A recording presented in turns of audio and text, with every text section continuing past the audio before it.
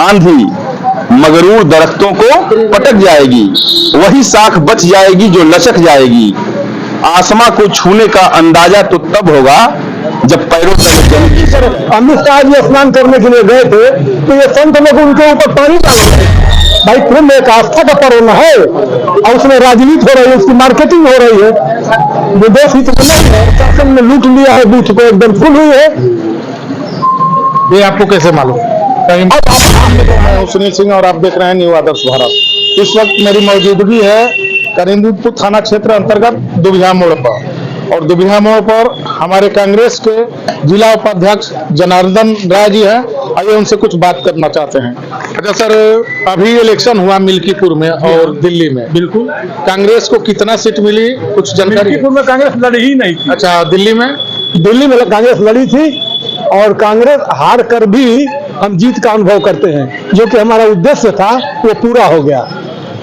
केजरीवाल जी ने शुरू में जब राजनीति में आए तो कांग्रेस के सहयोग से ही राजनीति में आए। कांग्रेस ने उनकी सरकार बनाई, उसके बनने के बाद सबसे ज्यादा हमला उन्होंने कांग्रेस पर ही किया। आज उसका नतीजा है कि कांग्रेस से अलग होकर लड़े और हार गए। अच्छा, मिल्कीपुर में कह रहे हैं कि नहीं लड़ी? नहीं, हमारे गठबंधन के साथ ही हमारे। तो गठबंधन के साथ आपसे तो उसका क्या हुआ?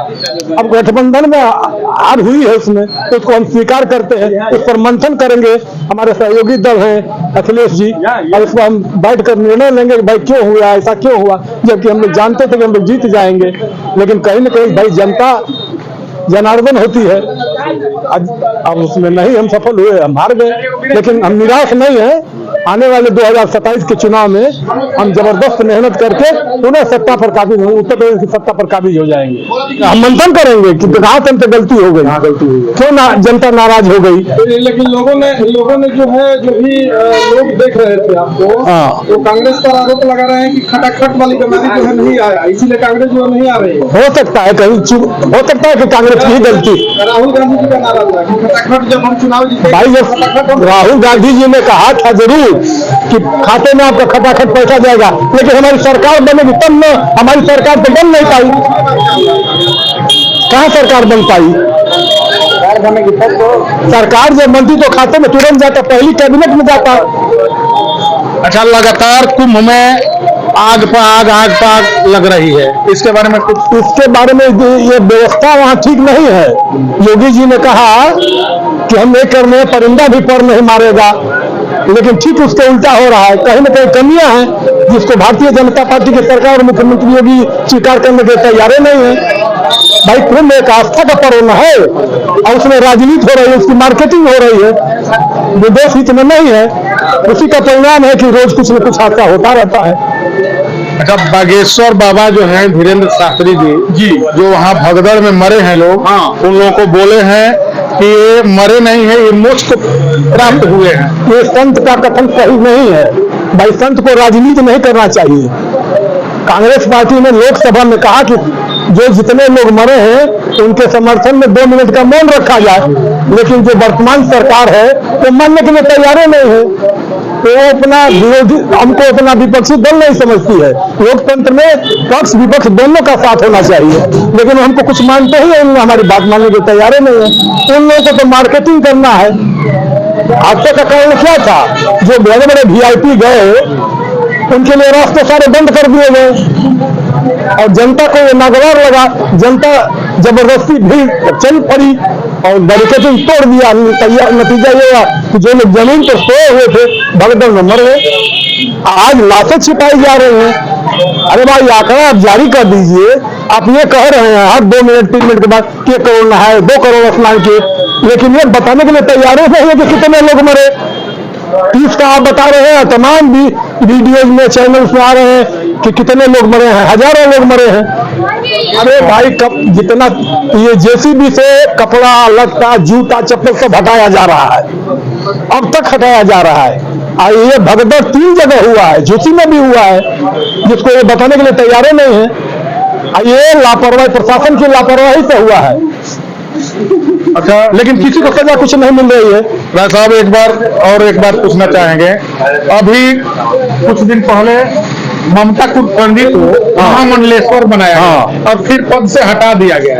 यही बारे में यही में कह रहे हैं कि संत लोग समागम नहीं कर रहे हैं, धार्मिक शिक्षा नहीं दे रहे हैं, लोगों का उत्साह वर्धन, वो लोग शुद्ध राजनीति कर रहे। अमित शाह जी स्नान करने के लिए गए थे तो ये संत लोग उनके ऊपर पानी डाल रहे थे।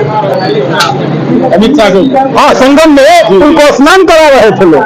संतों का ये काम है, संतों का तो चरण बंदन होना चाहिए ना, उनसे सीख लेनी चाहिए, उनसे धार्मिक उपदेश देते हम सुनते, लेकिन वो लोग तो खुद स्नान करा रहे हैं, राजनीति कर रहे हैं। आपने देखा होगा, आप लोगों के तमाम चैनल्स के वीडियो आ रहे थे, उनके ऊपर ऐसे ऐसे सब अमित शाह पर पानी डाला जा रहा था गंगा जी में। ये संतों का काम है।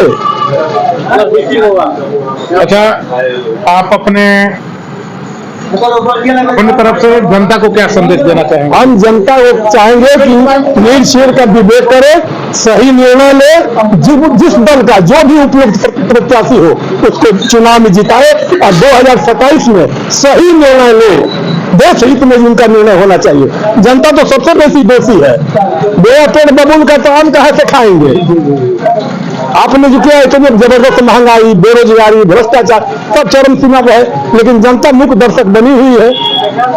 उसी का नतीजा है मिल्कीपुर। प्रशासन ने लूट लिया है, बूथ को एकदम फुल हुई है।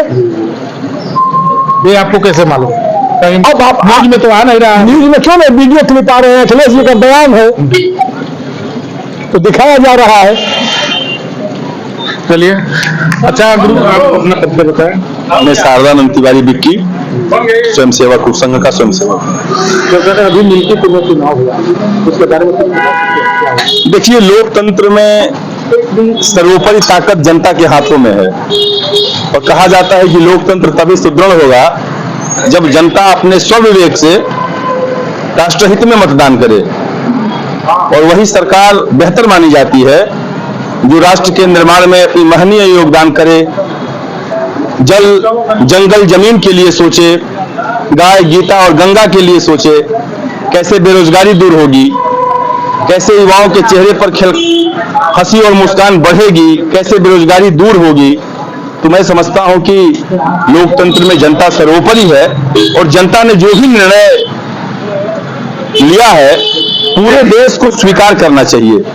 लोकतंत्र में जनता, अगर आप मिल्कीपुर के चुनाव पर प्रश्नवाचक चिन्ह खड़ा करेंगे तो आप मिल्कीपुर के चुनाव पर प्रश्नवाचक चिन्ह नहीं खड़ा कर रहे हैं, आप मिल्कीपुर के जन सामान्य के निर्णय पर प्रश्नवाचक चिन्ह खड़ा कर रहे हैं। यानी आप चैलेंज कर रहे हैं मिल्कीपुर की जनता को।